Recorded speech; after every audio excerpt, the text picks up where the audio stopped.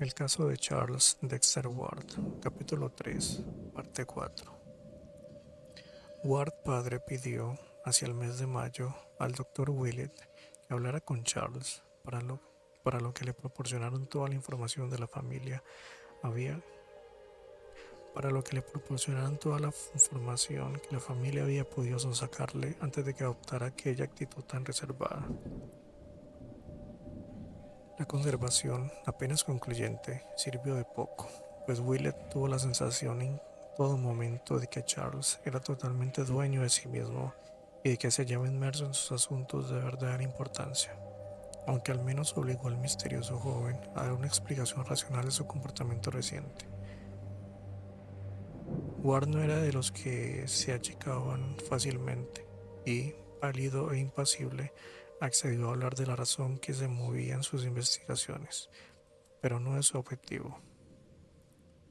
Afirmó que los documentos de su antepasado contenían varios secretos notables sobre conocimientos científicos antiguos, en su mayor parte en clave y de un alcance comparable a los de Frail Bacon, algo que incluso podría superarlos.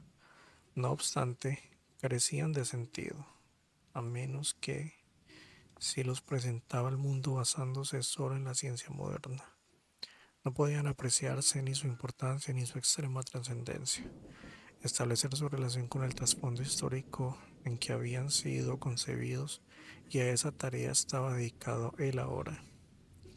Se esforzaba en dominar lo mejor posible aquellas artes antiguas y olvidadas, imprescindibles para quien de verdad quisiera interpretar los datos de Curwen, y con el tiempo esperaba hacer un anuncio crucial, de crucial interés para el pensamiento y la humanidad.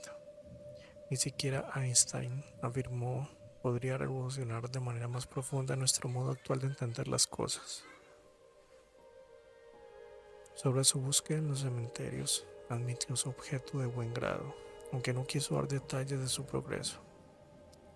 Dio tener razones para pensar en que la lápida mutilada de Joseph Curwen había inscrito ciertos símbolos misteriosos, según las instrucciones de su testamento, y respetados por la ignorancia de quienes habían borrado su nombre, y que eran absolutamente esenciales para resolver la clave, según creía. Curwen había deseado guardar su secreto con el mayor cuidado. En consecuencia, había desperdiciado los datos clave del modo más extraño. El doctor Willett le pidió entonces echar un vistazo a los misteriosos documentos, pero Ward se mostró reticente e intentó satisfacer su petición mostrándole las copias fotostáticas del documento en clave de Hutchinson y de las fórmulas y diagramas de Orne, aunque al final tampoco le permitió ver la portadilla de algunos de los papeles de Curwen que había hallado, el diario y notas, el documento cifrado, con el título también en clave, y el mensaje lleno de fórmulas, a aquel que vendrá después, y le permitió ojear los que estaban escritos con extraños caracteres. También le permitió abrir el diario, aunque seleccionó cuidadosamente una página por su inocuidad, y dejó que Willett vislumbrara la abigarrada caligrafía de Curwen en inglés. El médico examinó con cuidado aquella letra elaborada e indescifrable, el aura general del siglo XVII que rodeaba tanto la caligrafía como el estilo, a pesar de que el escritor había sobrevivido hasta el siglo XVIII, y enseguida se convenció de que el documento era auténtico. El texto en sí mismo era relativamente trivial, y el doctor Willett recordaba solo un fragmento. Miércoles 16 de octubre de 1754. Mi balandra, Wakeful, arribó hoy de Londres con 20 hombres, recién reclutados en las Indias, españoles de la Martinica y holandeses de Surinam. Es probable que los holandeses deserten, pues han oído hablar mal de estas empresas, pero intentaré convencerlos de que se queden. Para el señor Knight Dexter de la Bahía, 120 piezas de camelote, 100 piezas de tafetán de colores variados, 20 piezas de muletón azul, 100 piezas de cachalón, 50 piezas de calamaco, 300 piezas de paños de lino y algodón indio. Para el señor Grind, del elefante, 50 hervidores de un galón, 20 calentadores, 15 moldes de hornear, 10 tenazas de chimenea. Para el señor Pérrico, un juego de lesnas. Para el señor Nightingale, 50 resmas de papel de primera calidad. Dije el Sabaut 3 veces anoche, pero no apareció nadie. Tengo que averiguar más del señor H de Transilvania, aunque es difícil ponerse en contacto con él. Y me pareció raro que no quiera dejarme usar lo que él empleaba también durante 100 años. Simón no ha escrito en estas últimas 5 semanas, pero espero tener noticias suyas pronto.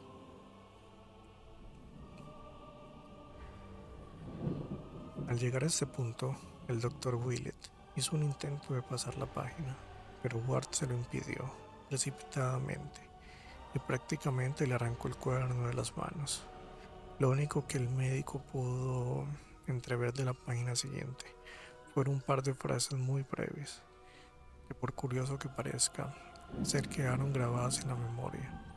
Decían: puesto que he recitado el verso de Liber Damnatus 5 primeros de mayo y 4 vísperas de todos los santos, tengo la esperanza de que el ser se reproduzca más allá de las esferas. Traerá a uno que tiene que venir. Si llego a conseguir que así sea, y pensaré en cosas pasadas, y recordará a través de los años, para todo lo cual tengo que tener dispuestas las sales, o aquello con que prepararlas. Willett no pudo ver más, pero de algún modo aquel breve vistazo prestó un nuevo y vago horror a los rasgos pintados de Joseph Curwen, que miraba inexpresivamente desde encima de la chimenea. A partir de ese momento tuvo la extraña sensación, por más que su escepticismo científico le indicara que debía tratarse de una fantasía, de que los ojos del retrato tenían tendencia, sino el propósito de seguir los movimientos del joven Charles Ward mientras estaba en la habitación. Antes de salir del estudio, se detuvo a examinar de cerca el cuadro, maravillado por su parecido con Charles, y memorizó hasta el último detalle que tenía en la ceja del ojo derecho.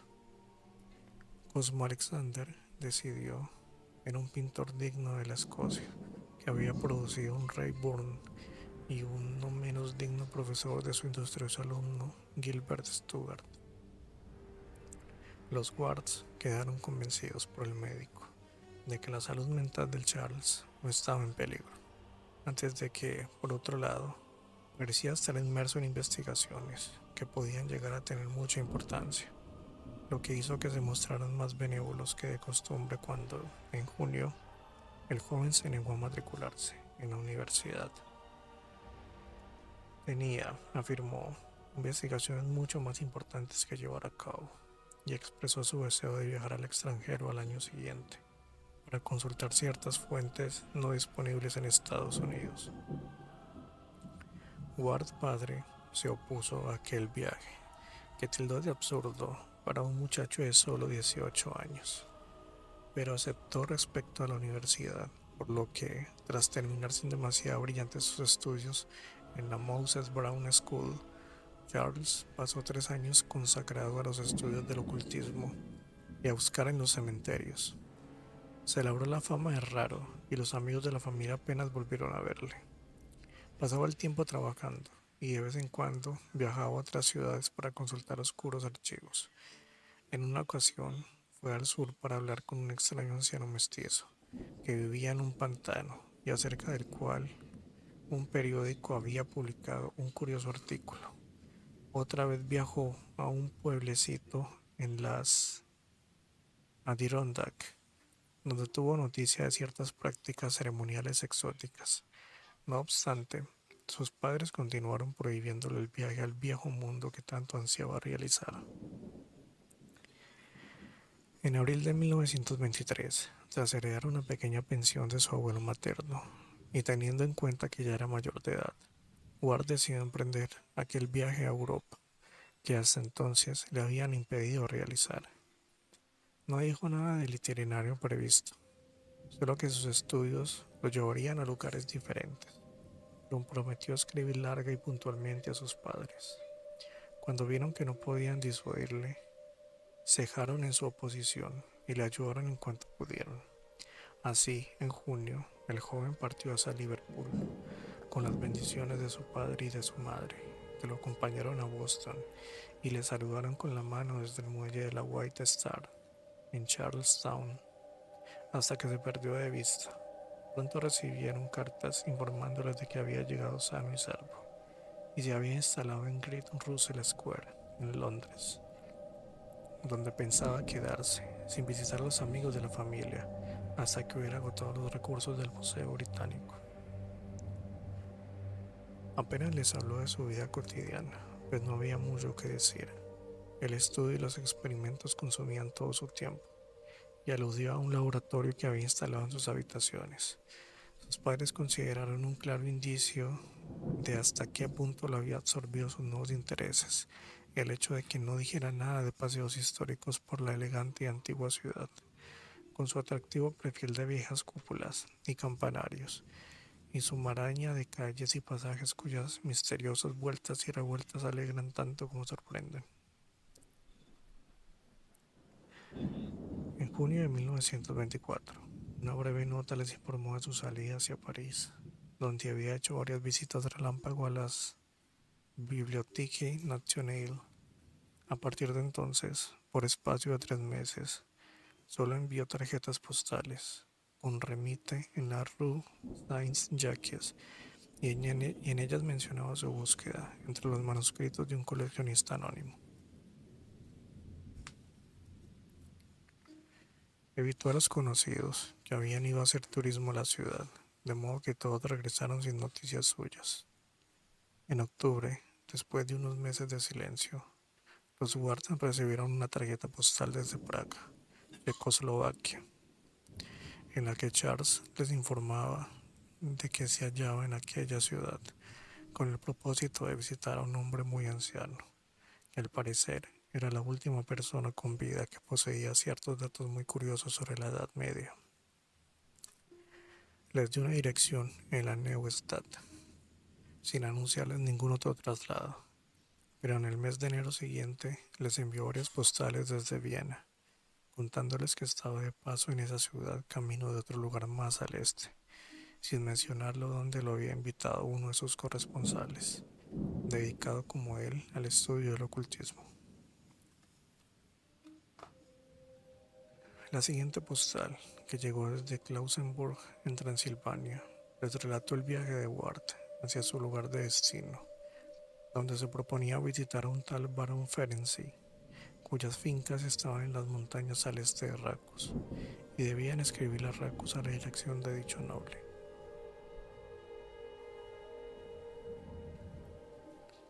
Una semana después, llegó desde Racus otra tarjeta, diciendo que su anfitrión había enviado un coche a recogerle, y que iba a dejar el pueblo para dirigirse a las montañas. Aquel fue su último mensaje durante una larga temporada. No respondió a las constantes cartas de sus padres hasta el mes de mayo, cuando escribió a su madre para disuadirle de su plan de reunirse con él en Londres, París o Roma en verano, momento en que los Ward tenían planeado viajar a Europa. Sus investigaciones, afirmó, le impedían abandonar su actual lugar de residencia. Y el castillo del barón Ferenczi no era un sitio agradable para ir de visita. Se hallaba en lo alto de un risco entre montañas boscosas, en una región que los lugareños habitaban de tal modo que la gente normal no podía sino sentir inquietud. Además, el barón no era persona que pudiera caer en gracia a unas personas correctas y conservadoras de Nueva Inglaterra. Su aspecto y sus modales tenían una peculiar idiosincrasia, y su edad era tan avanzada que casi resultaba inquietante. Sería mejor, escribió Charles, que sus padres aguardasen a su regreso a Providence, que ya no podía demorarse mucho. El deseado regreso del hijo no aconteció hasta mayo de 1926, cuando tras enviar unas cuantas tarjetas en las que anunciaba su llegada, El joven arribó discretamente a Nueva York a bordo del Homeric y recorrió en autobús los largos kilómetros hasta Providence, deleitándose con las verdes y onduladas montañas, los huertos fragantes y en flor, y los pueblos blancos con sus campanarios, y de la primavera de Connecticut era su primer contacto con la vieja Nueva Inglaterra, después de casi 4 años, cuando el autobús cruzó el Pawcatuck y entró en Rhode Island.